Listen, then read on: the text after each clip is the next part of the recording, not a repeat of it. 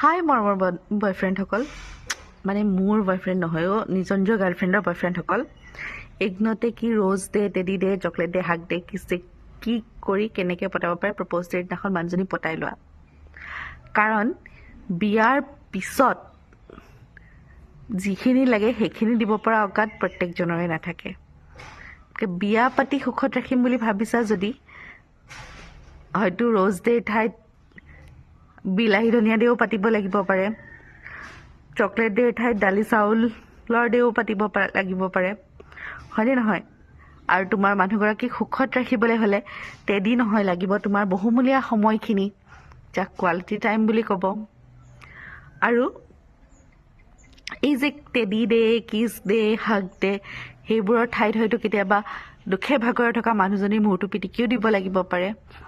তেতিয়াহে বিয়াৰ পাছৰ আই লাভ ইউটো খাটিব। গতিকে এইকেইদিনতে আই লাভ ইউ কৈ যেনেকৈ পাৰি পতাই লোৱাই ভাল। কাৰণ বিয়াৰ পাছত আই লাভ ইউ তোমাৰ কথাৰে নহয়, কামেৰেহে দেখুৱাব লাগিব। নিজৰ কেয়াৰ, কনচাৰ্ণ আৰু সহযোগিতাৰে যোনজনে সংসাৰখন আগুৱাই নিব, সেইজনৰহে আই লাভ ইউ বুলি গ্ৰহণ কৰা হ'ব।